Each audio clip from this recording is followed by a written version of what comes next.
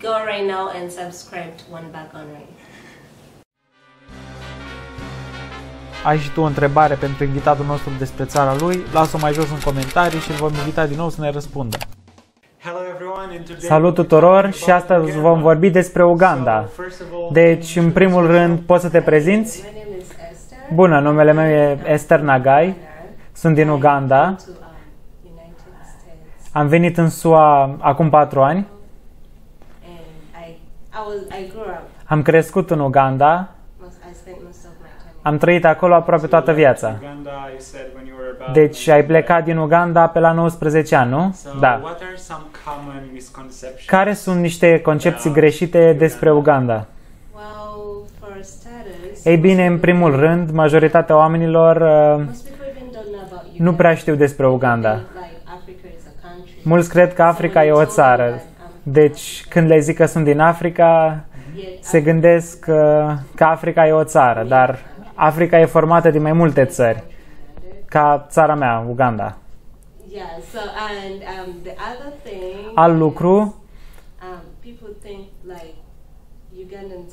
oamenii cred că ugandezii sunt foarte săraci, că găsești oameni dormind peste tot pe străzi, cum vezi la TV, plângând după mâncare, suferind.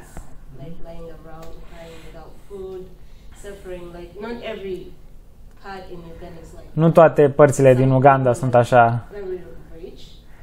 Sunt unii oameni care sunt foarte bogați, apoi clasa mijlocie și cei foarte, foarte săraci. Ei când merg în Uganda, merg în părțile sărace și asta arată la TV. Nu arată partea bogată sau clasa mijlocie.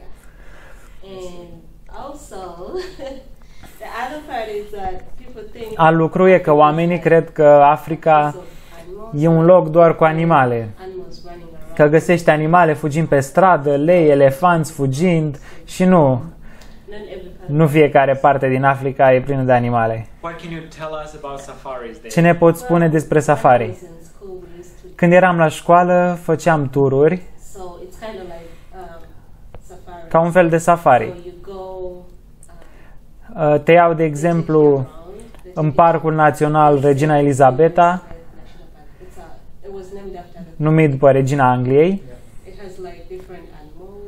Are multe animale diferite, ca lei, șerpi foarte mari. Am crescut în Uganda, dar nu am văzut niciodată un leu sau un elefant până când am mers acolo. Parcul Regina Elisabeta și cascada Markshan sunt uimitoare. Deci când mergi într-un safari, mergi într-o cușcă, nu? Ei bine, e un fel de mașină de safari. Știi, mașinile alea verzi.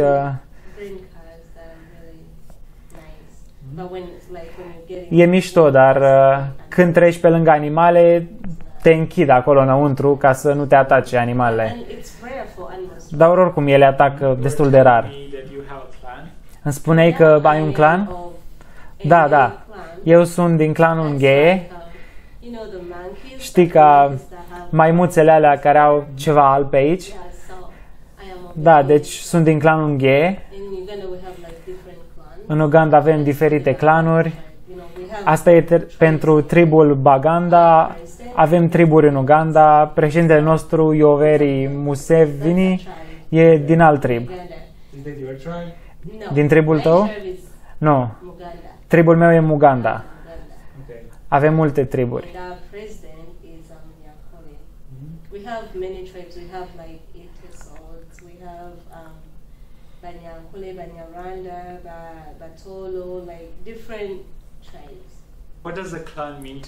Ce înseamnă clanul pentru tine? Un clan în Uganda, toți din clanul meu sunt ca niște frați. Chiar dacă nu suntem rude, dar sunt din clanul meu, nu ne putem căsători sau întreprinde activități sexuale. Pentru că sunt considerați frații tăi.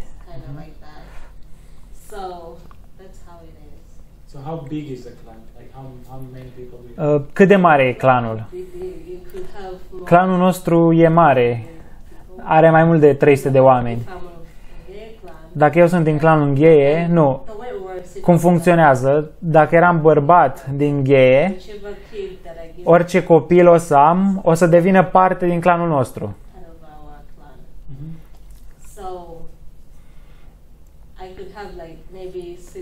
Deci aș putea avea 6 copii, știi că africanii fac mulți copii, și poate un frate de-al meu are 8, deci clanul devine destul de mare.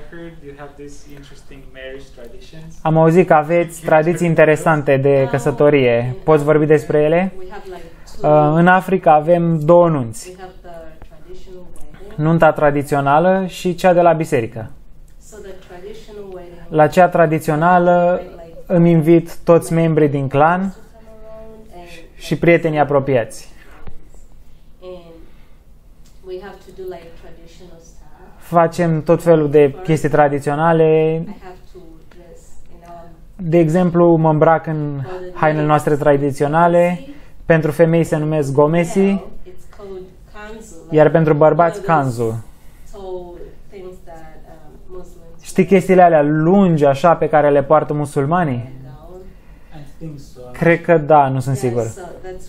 Da, asta poartă bărbații.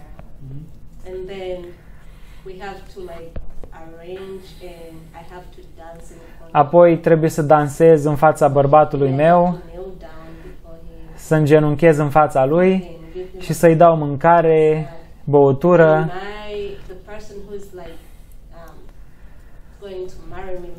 Apoi el trebuie să bea o băutură.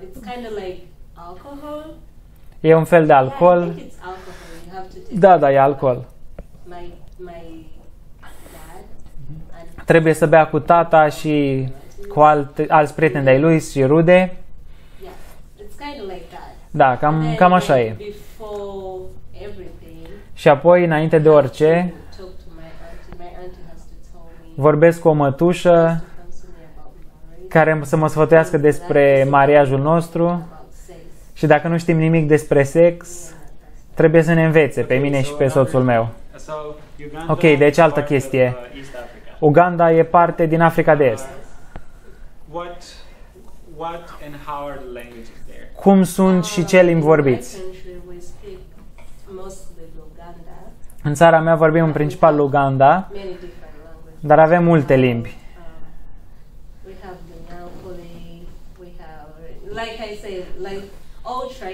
Cum spuneam, triburile au diferite limbi, dar în principal vorbim Luganda, engleză și Swahili. Swahili e în general vorbită în țările din Africa de Est.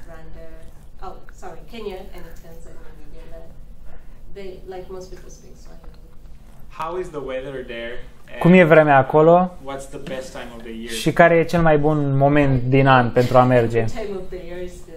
Cred că orice moment din an e bun, pentru că în general e însorit. Nu avem iarnă, primăvară, avem doar soare și ploaie. Deci, da, oricând. E foarte cald acolo? Da, e cald comparativ cu aici. Dar despre pericolul de a lua malarie? Oh, da, este o țară de lumea a treia, cum știe și lumea. Avem multe iazuri. Așteaptă-te la mulți țânțari. Dacă mergi în Uganda, ar trebui probabil să-ți cumperi o plasă de țânțari sau să aduci orice care te ajută să scapi de țânțari. Dar chiar și când mergi pe stradă o să te înțepe probabil un țânțar. Deci e foarte ușor să iei malarie. Care e cel mai interesant lucru pe care le recomanzi de făcut în Uganda? Ei bine, sunt multe lucruri de făcut. Poți să mergi în safari, să ne vezi tradițiile, să te plimbi prin jur, să vezi. atmosphere in like bars or clubs? Cum e atmosfera în baruri sau cluburi? Our clubs are pretty interesting. Cluburile noastre sunt interesante, foarte aglomerate. Las Vegas, the way it is like. Ca în Las Vegas, cum e aglomerat acolo, așa e și la noi. Just picture the Dar gândește-te la Uganda a little bit less advanced. fiind mai puțin avansată decât Las Vegas. And it's not gonna be like super lights everywhere. Nu o să fie gen lumini peste tot. Compar Uganda cu Las Vegas pentru că e foarte multă distracție. Cluburile sunt pline, toată lumea se distrează, oamenilor nu le pasă, doar vor să se distreze, știi? What advice would you have for foreigners? Ce sfaturi ai pentru străini? În primul rând, Uganda are foarte mulți străini. Oamenii vin în Uganda din multe motive. E uimitoare. În primul rând, cultura noastră e foarte diferită. Lumea iubește să vadă asta. E și foarte primitoare. Pentru asta suntem cunoscuți. În toată Africa, noi suntem numiți Perla Africii. Știi asta? Chiar? Da, deci cum Uganda e Perla Africii, așteaptă să vezi multe chestii. Începând de la, nu știu, de exemplu, evenimente de caritate pentru copii care suferă, care nu au fost niciodată la școală, nu au văzut animale, gen lei, zebre.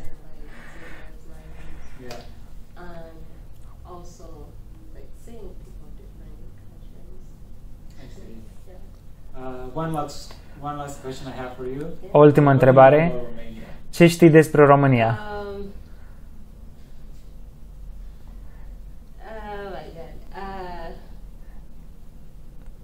Nimic.